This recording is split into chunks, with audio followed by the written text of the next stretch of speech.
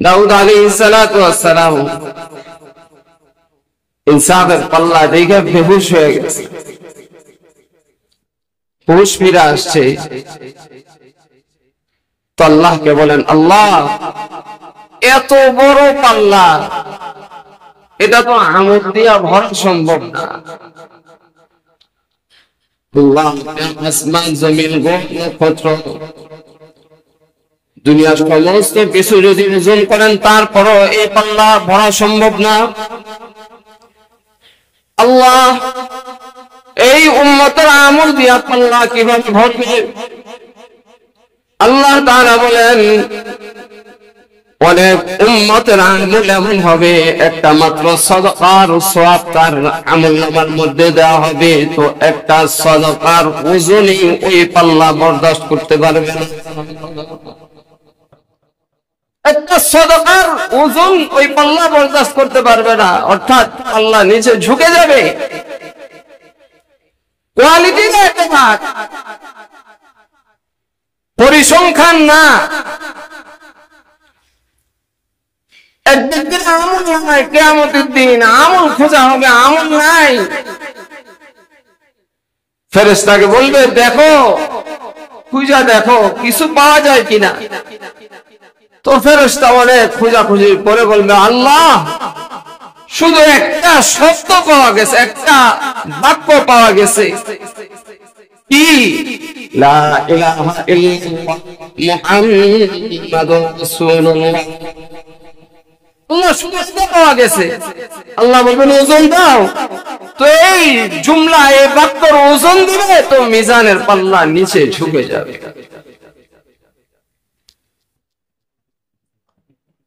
কোয়ালিটির এতবার, পরিসংখ্যানের এতবার না। আমলনামা অল্প হলেও নাজাতের উসিলা হয়ে যাবে, কিন্তু আমলের ধারাতে ভুল বুঝার চেষ্টা করবেন না। আল্লাহ তাআলা অনেক ছোট ছোট আমলের মাধ্যমে নাজাতের ফয়সালা করবেন। আলেমদের দেখেন, নেক দৃষ্টিতে আলেম দেখবেন, তো আল্লাহ তাআলা এই নেক দৃষ্টির কারণে আপনার সগীরা গুনাহগুলি মাফ করে দেবেন। দাউদ আলাইহিস সালাতু ওয়াস সালামকে আল্লাহ তাআলা বলেন, আল্লাহ তাআলাকে দাউদ বলেন, আল্লাহ এত বড় মিজানের পাল্লা এটা কিভাবে ভরবে?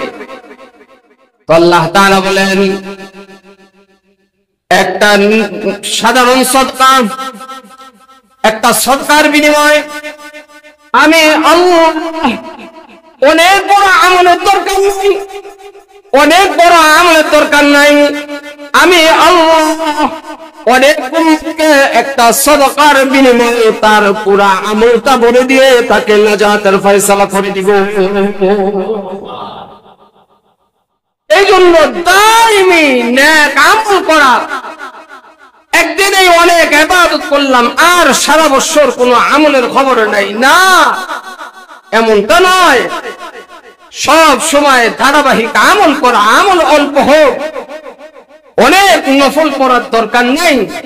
ফরজ ওয়াজিবাত সুন্নাত গুলো ঠিক ভাবে পালন করেন, আপনার নাজাতের জন্য জরিয়া, আপনার উসিলা হয়ে যাইতে পারে। আপনি নিয়মিত আমল করবেন। আল্লাহ তাআলা হযরত ওমর ফারুক রাদিয়াল্লাহু তাআলা আনহু বলেছেন, ঈমান কাকে বলা হয়? ঈমান কাকে বলা হয়? বাইনা রাজাই ওয়াল খাউফ। আল ঈমান বাইনা রাজা ওয়াল খাউফ। ঈমান বলা হয় আশা এবং ভয়ের মাঝে যেটা আছে সেটাকে বলা হয় ঈমান। জুমার নামাজ আদায় করা যেমন আল্লাহ পাকের বিধান, অন্যান্য নামাজ আদায় করাও আল্লাহ পাকের বিধান। কিন্তু শুধু জুমার নামাজে আদায় করে আমরা এক শ্রেণীর মানুষ আছি, শুধু জুমার নামাজ আদায় করি, সারা সপ্তাহে এক ওয়াক্ত নামাজও পড়ি না। আমরা এমন অনেক আছি,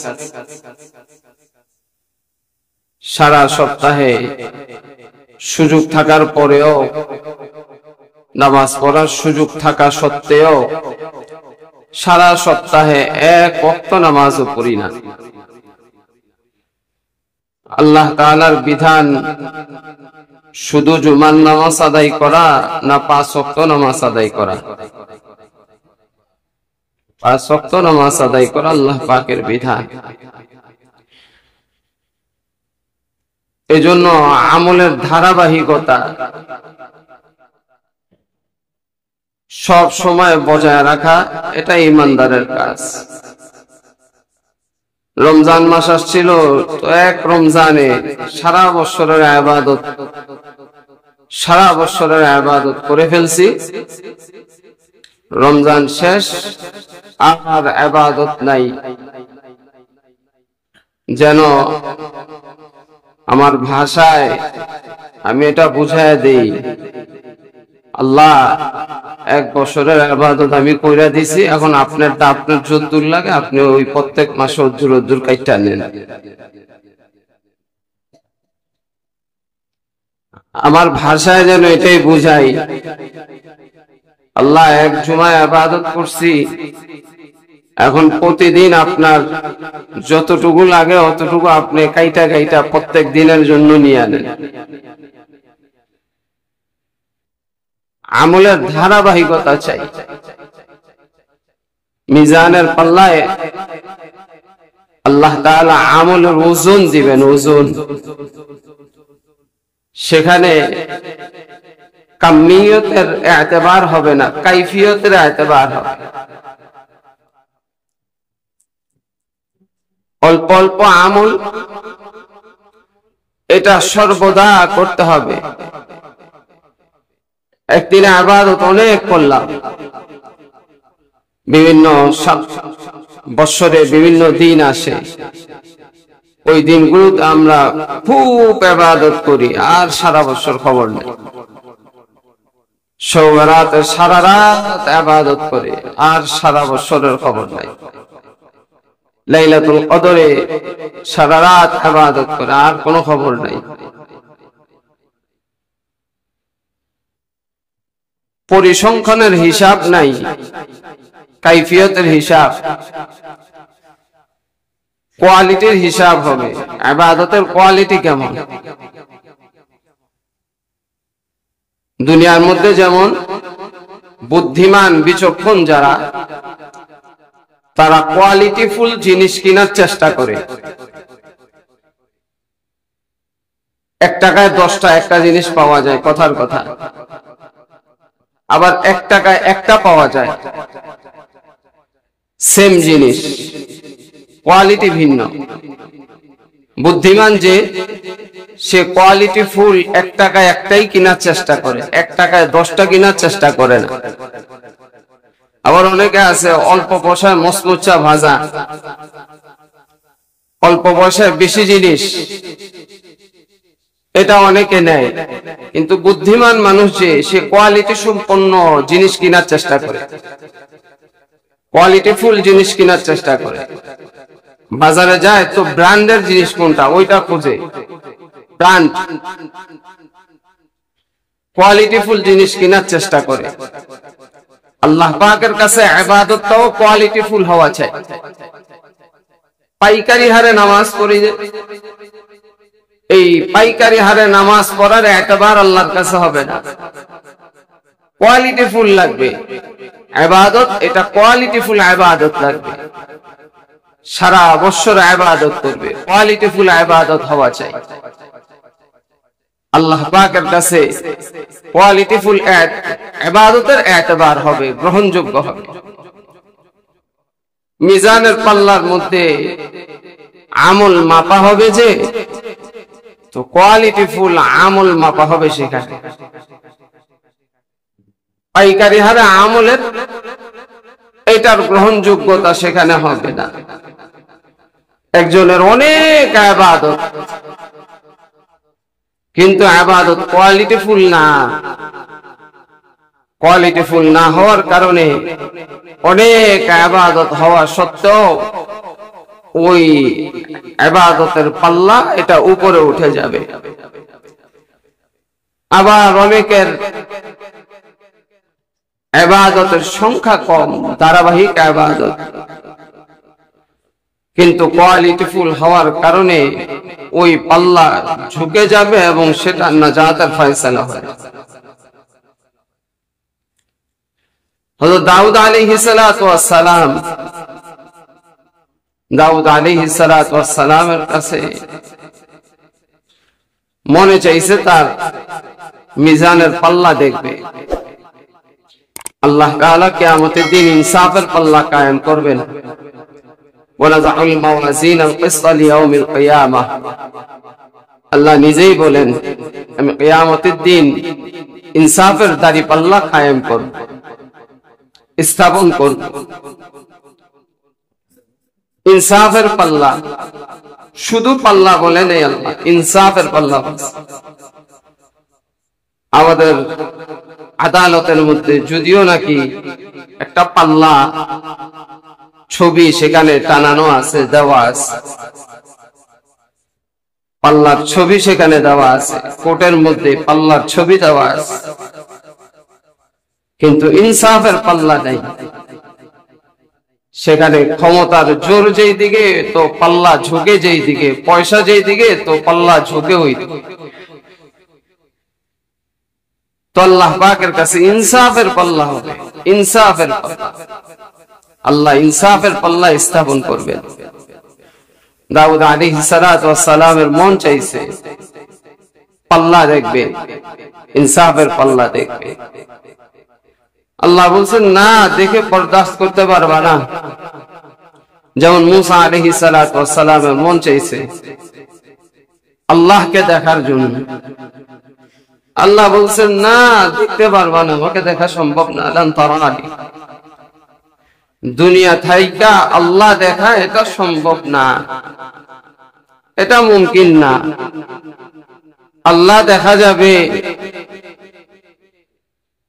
ওইখানে আল্লাহ দেখা যাবে, ইয়াউমে মাহশারে আল্লাহকে দেখা যাবে, জান্নাতে গিয়ে আল্লাহকে দেখা যাবে। দুনিয়া থেকে, দুনিয়ার চর্মচক্ষু দিয়ে আল্লাহকে দেখা সম্ভব না। তারপরেও মুসা আলাইহিস সালাতু ওয়াস সালাম বলেন আল্লাহকে দেখবে। আল্লাহ বলেন আমাকে তো দেখতে পারবা না, আমার নূরের এক ঝলক দেখতে চাইলে দেখতে পারো। পিছনে পাহাড়ের দিকে তাকাও, আল্লাহ নূরের এক ঝলক দিয়েছেন। তো মুসা আলাইহিস সালাতু ওয়াস সালাম নূরের ঝলক দেখেই বেহুশ হয়ে পড়ে গেছে। দাউদ আলাইহিস সালাতু ওয়াস সালাম ইনসাফের পাল্লা দেখে বেহুশ হয়ে গেছে, হুশ ফিরে আসছে। তো আল্লাহকে বলেন আল্লাহ এত বড় পাল্লা, এটা তো আমল দিয়া ভরা সম্ভব না। আল্লাহ আপনি আসমান জমিন গ্রহ নক্ষত্র দুনিয়ার সমস্ত কিছু যদি ওজন করেন তারপরও এই পাল্লা ভরা সম্ভব না। আল্লাহ এই উম্মতের আমল দিয়া পাল্লা কিভাবে ভরবে? আল্লাহ তাআলা বলেন অনেক উম্মতের আমল এমন হবে একটা মাত্র সাদাকার সওয়াব তার আমলনামার মধ্যে দেওয়া হবে, তো একটা সাদাকার ওজনই ওই পাল্লা বরদাস্ত করতে পারবে না। একটা সাদাকার ওজন ওই পাল্লা বরদাস্ত করতে পারবে না, অর্থাৎ পাল্লা নিচে ঝুঁকে যাবে। কোয়ালিটি না, একেবারে পরিসংখ্যান না। এক ব্যক্তির আমল নামায় কিয়ামতের দিন আমল খোঁজা হবে, আমল নাই। ফেরেশতাকে বলবে দেখো, খুঁজা দেখো কিছু পাওয়া যায় কিনা। তো ফেরেশতা অনেক খোঁজাখুঁজি করে বলবে আল্লাহ শুধু একটা শব্দ পাওয়া গেছে, একটা বাক্য পাওয়া গেছে, কি? লা ইলাহা ইল্লাল্লাহ মুহাম্মাদুর রাসূলুল্লাহ। আল্লাহ শুধু এটা পাওয়া গেছে। আল্লাহ বলবেন ওজন দাও। তো এই জুমলা, এই বাক্যর ওজন দিবে তো মিজানের পাল্লা নিচে ঝুঁকে যাবে।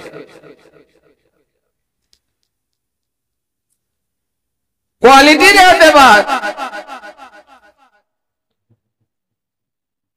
পরিসংখ্যানের এতবার না, আমল নামা অল্প হলেও নাজাতের উসিলা হয়ে যাবে, কিন্তু আমলের ধারাবাহিকতা চাই। অনেক আমল একসাথে, এটার গ্রহণযোগ্যতা আল্লাহর কাছে নাই। আমল হবে অল্প অল্প প্রতিনিয়ত, এবং সেটা হবে কোয়ালিটিফুল। আল্লাহর কাছে শিরক মুক্ত ঈমান, বেদাত মুক্ত আমল, অল্প হোক, ইয়াকফিকাল আমালু কালিল। হাদিস শরীফের মধ্যে রাসূল বলেন, তোমার অল্প আমলই নাজাতের জন্য জরিয়া ওসিলা হয়ে যাবে। অল্প অল্প আমল,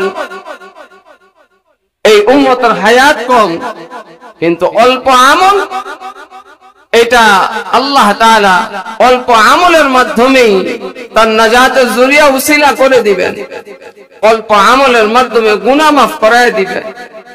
একজনের সাথে একজন দেখা হয়েছে, তো সালাম দিছে, আসসালামু আলাইকুম ওয়া রাহমাতুল্লাহ, মুসাফাহা করছে, ইয়াগফিরুল্লাহু লানা ওয়া লাকুম, সালাম দিছে, মুসাফাহা করছে, তো সালাম মুসাফাহার মাধ্যমে দুইজনের হাতের সাথে হাত লাগছে, তো আল্লাহ তাআলা হাদিস শরীফের মধ্যে আসছে, হাত আলোক হইছে, তো উভয়ের যত সগীরা গুনাহ আছে আল্লাহ তাআলা মাফ করে দিবেন।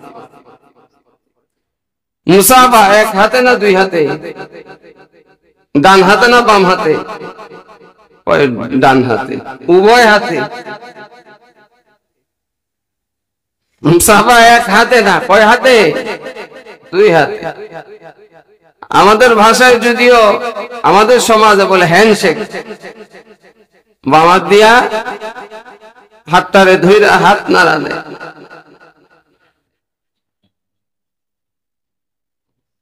এটা আমাদের সমাজের ভদ্রতা।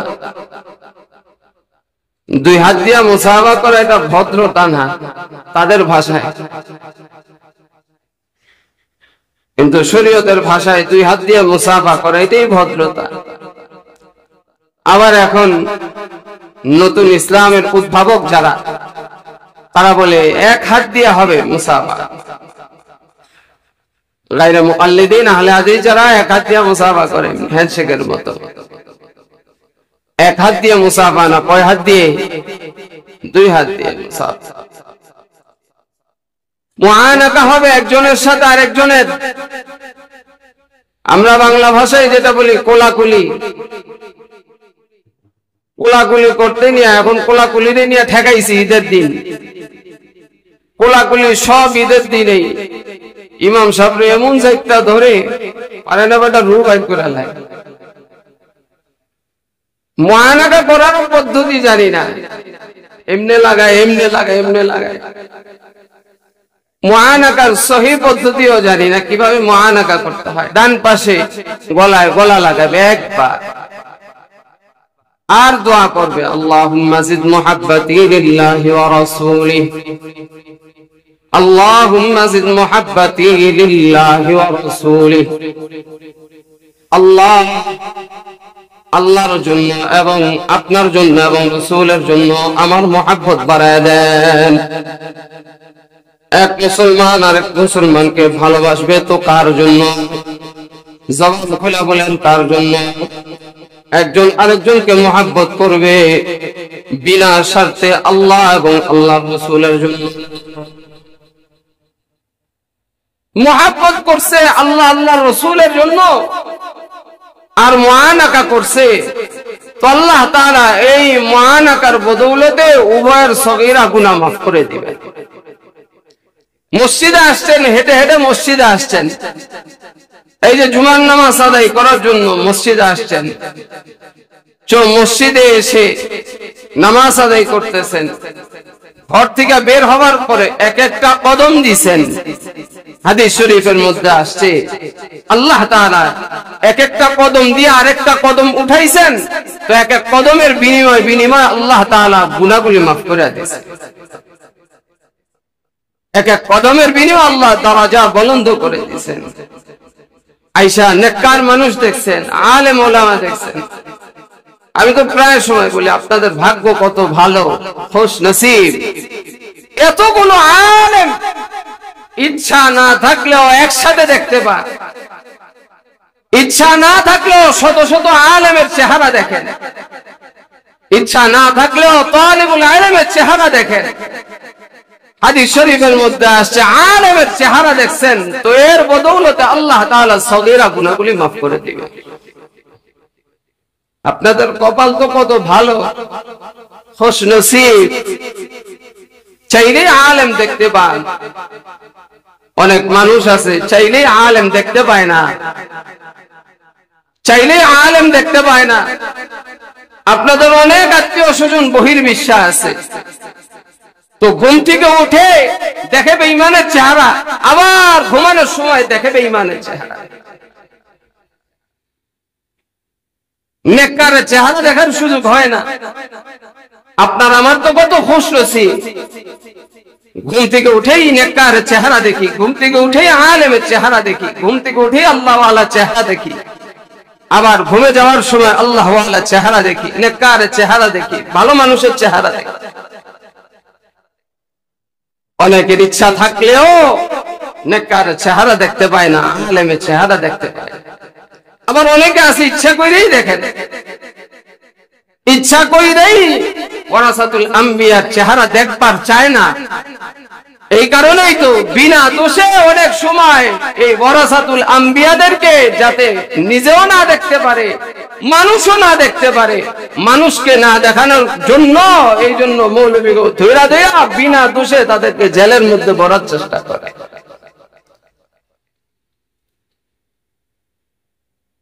মৌলবী দেখছে তো মৌলবী দেখা ঈমান শুদ্ধ হয়ে গেছে, বহু মানুষ আছে মৌলবী চেহারা দেখা আমল সহি হয়ে গেছে, মৌলবী চেহারা দেখা দিনদারি পেয়ে গেছে, মৌলবী চেহারা দেখা তার রাস্তা, সঠিক রাস্তা সে পেয়ে ফেলছে, কিচ্ছু লাগে নাই, শুধু তাকায় রয়েছে, মৌলবী চেহারার দিকে তাকায় রয়েছে। মৌলবী চেহারার নেক নজরের এত দাম।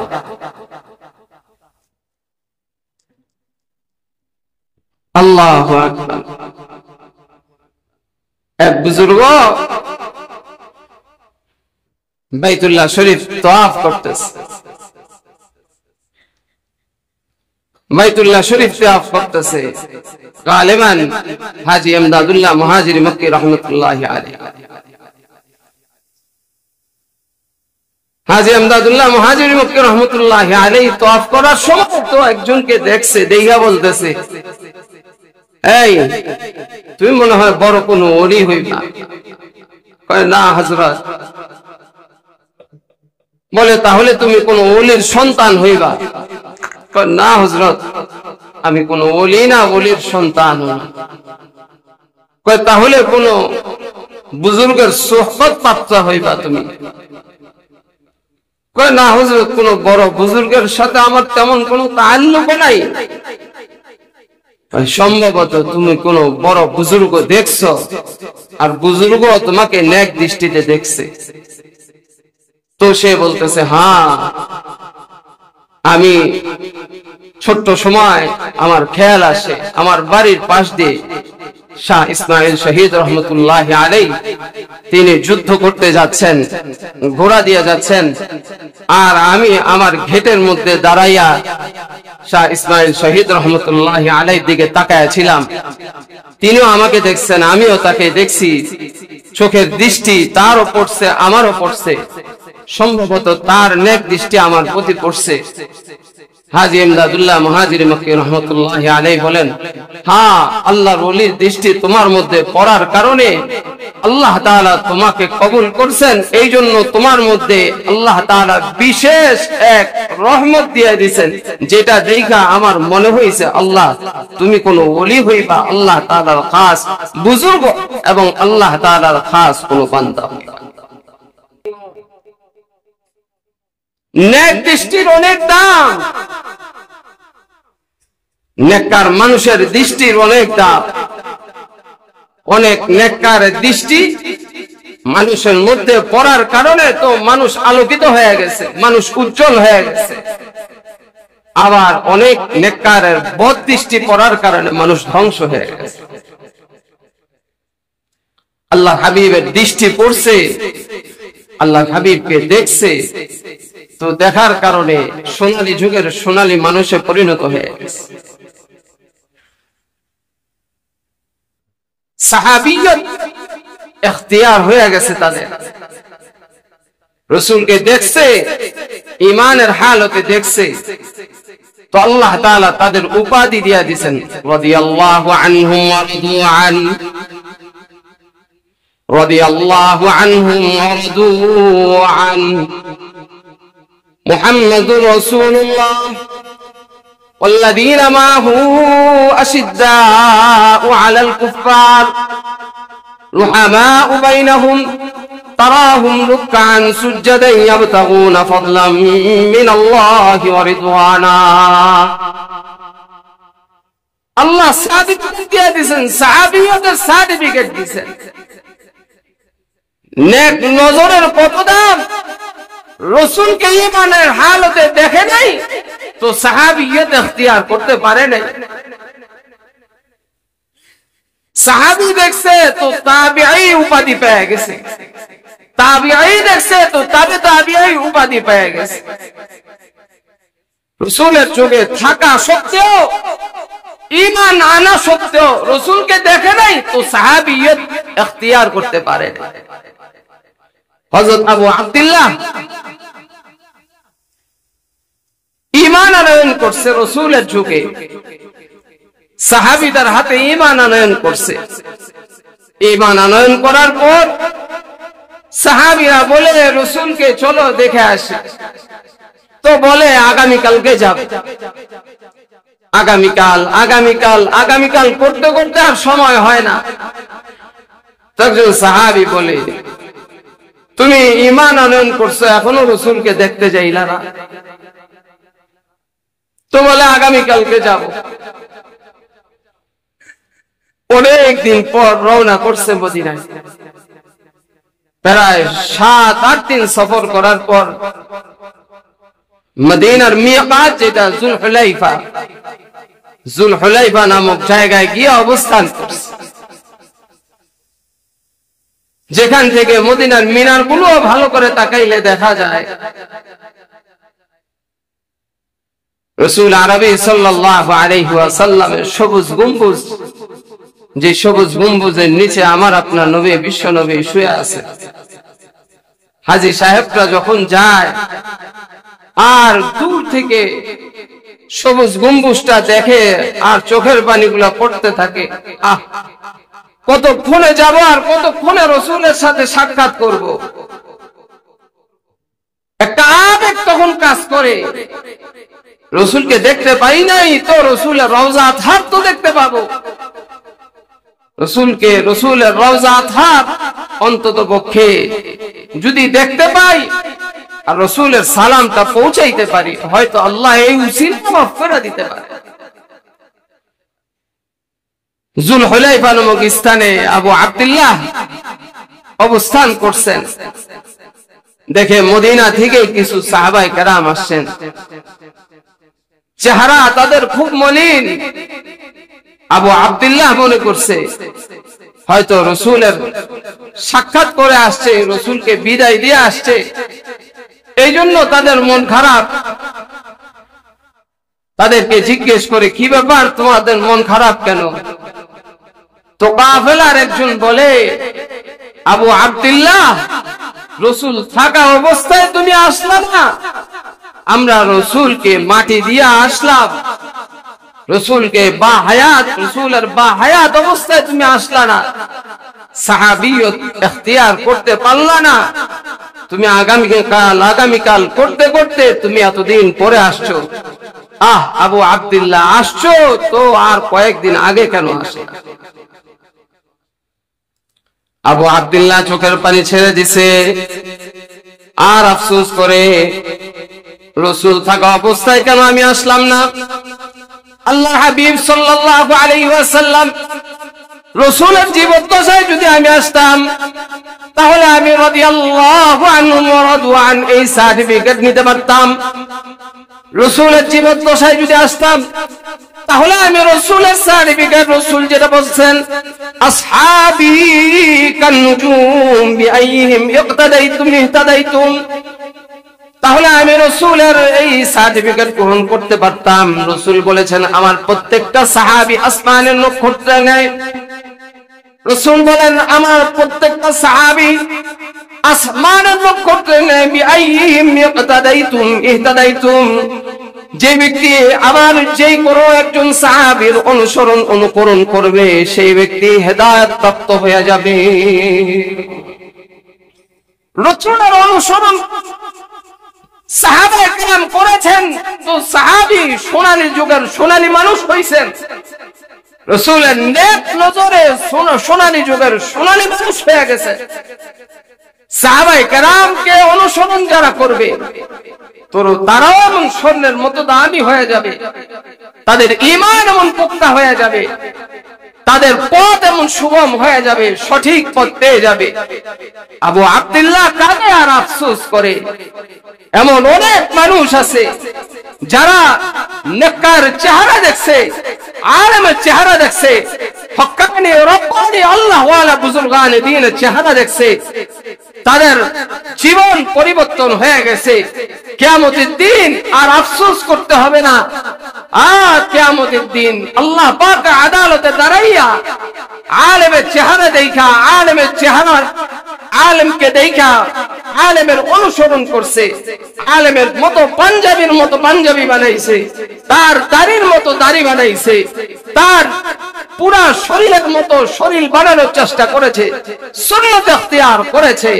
আল্লাহ তাআলার কাছে বলবে তেরে মাহবুব কি আদত मैं शबाहत लेके आया हूं, तेरे महबूब की आरत मैं शबाहत लेके आया हूं, हकीकत उसको कर दे मैं सूरत लेके आया हूं, हकीकत उसको कर दे मैं सूरत लेके आया हूं।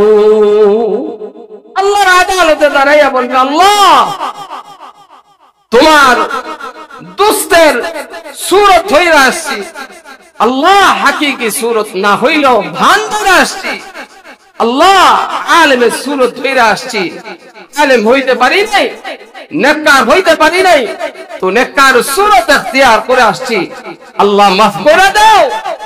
المرء مع من أحب, আল্লাহ আলেমরে মুহাব্বত করছি।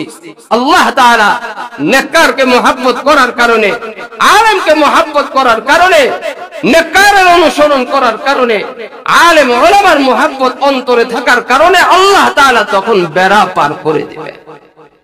আরো আস্তে বাজ্যা সুবহানাল্লাহ কই। নেককারের সাথে যে থাকেন তার বহুত বড় একটা ফজিলত আপনাদের। আলেম দেখবার মন চায় না, অনেকে আছে আলেমের বিশোদ্গার করে, আলেম দেখবার মন চায় না, আলেমকে অপছন্দ করে, অবজ্ঞা করে। আরে বেটা দিন পাইছো কার উসিলায়? আলেমের উসিলায়।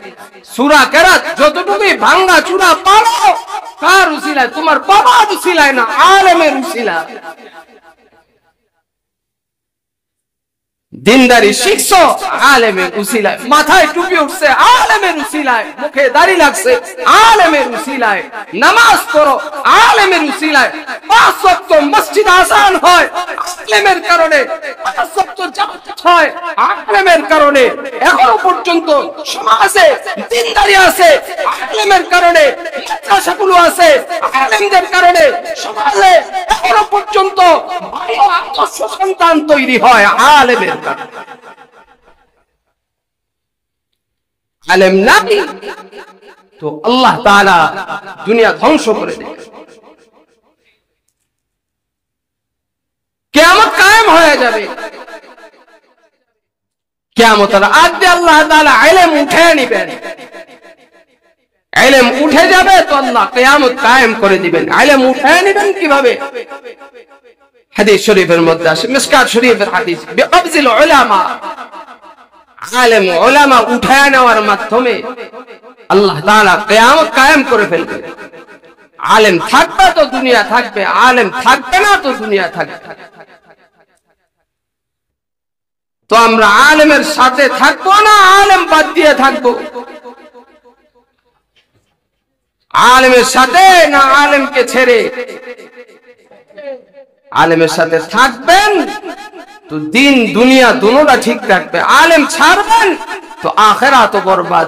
দুনিয়া কিছু পাইলে পাইতে পারেন, আখিরাত বরবাদ।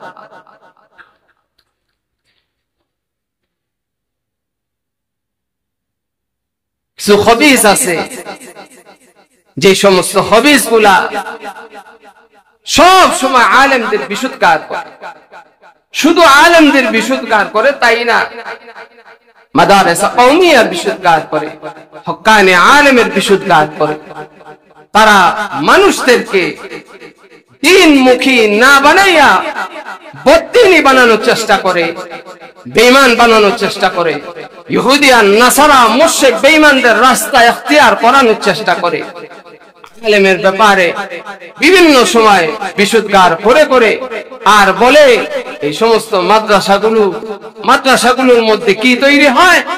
মাদ্রাসাগুলোর মধ্যে কিছু আবর্জনা তৈরি হয় যেগুলা সমাজের কোনো কাজে আসে না। খবিস কোথাকার এই সমস্ত মানুষগুলা আছে বিদায় এখনো পর্যন্ত তোর মতো খবিস জমিনের মধ্যে বাইচা আছে।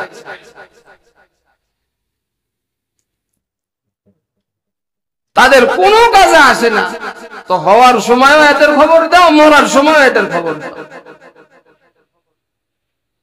আবার বিয়াটা করানোর সময় এদেরই খবর দাও।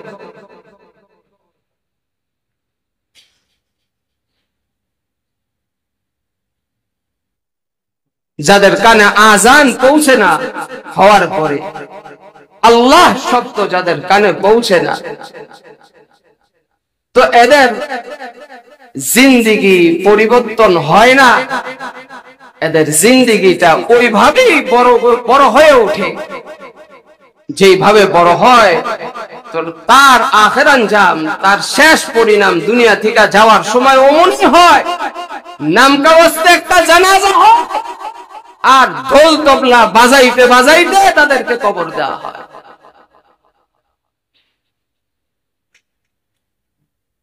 রাষ্ট্রীয় সম্মান দেন ভালো কথা, কিন্তু গুনাহের পদ্ধতিতে রাষ্ট্রীয় সম্মান দিয়া কি করবেন? যে রাষ্ট্রীয় সম্মান গুনাহের পদ্ধতিতে হয়, আল্লাহ তাআলার নাফরমানির পদ্ধতিতে রাষ্ট্রীয় সম্মান হয়, এই রাষ্ট্রীয় সম্মানে গুনাহ হয় না, লোকটা ঈমানদার কিনা সেটা দেখার বিষয়।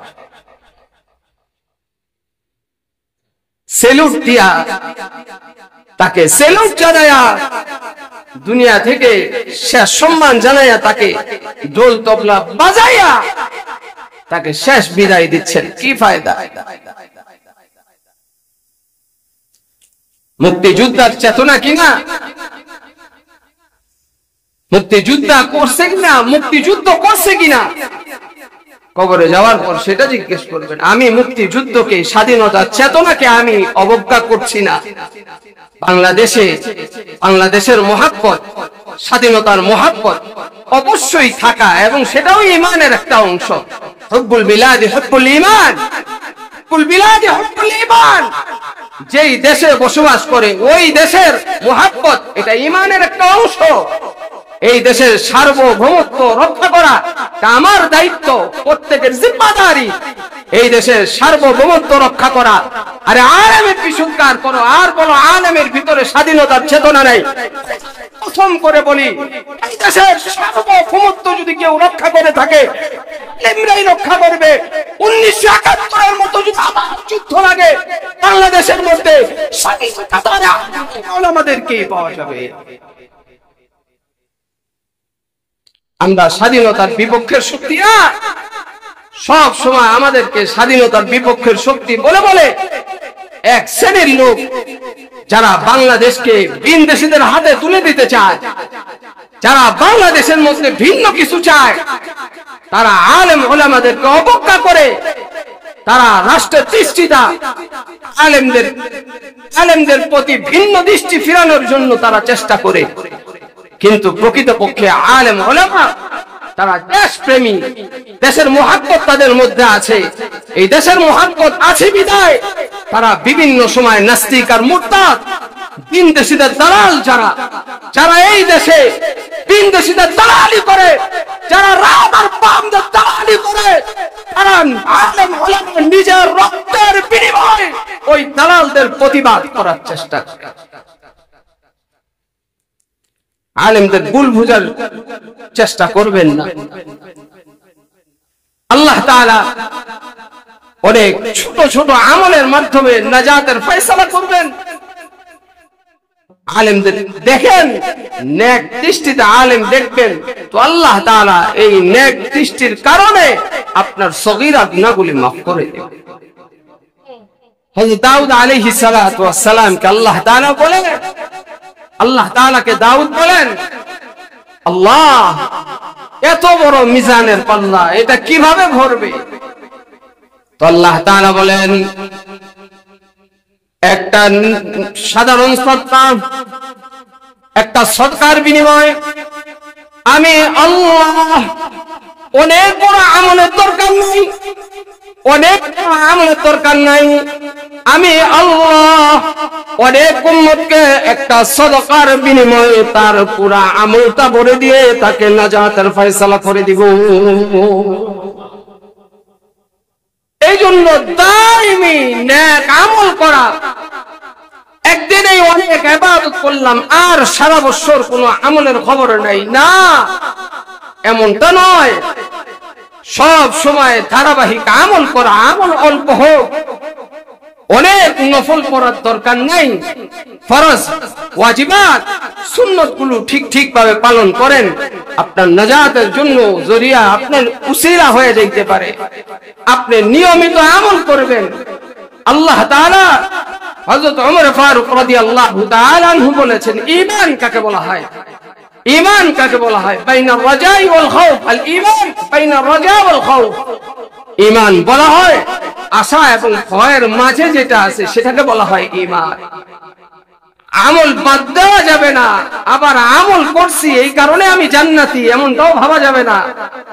আমল করতে হবে, আল্লাহর ভয় রাখতে হবে, আল্লাহ তাআলা আমাকে মাফ করবেন এই আশা রাখতে হবে, আল্লাহ জান্নাত দিবেন, আমাকে জান্নাত দিবেন এই আশা অন্তরের মধ্যে থাকতে হবে, আল্লাহর ভয় অন্তরের মধ্যে লালন করতে হবে। আল্লাহ তাআলা আমাদের সকলকে সহি বুঝ দান করেন, আল্লাহ তাআলা আমাদের সকলকে সহি ঈমান দান করেন, সব সময় নেক আমল করার তৌফিক দান করেন। আমিন।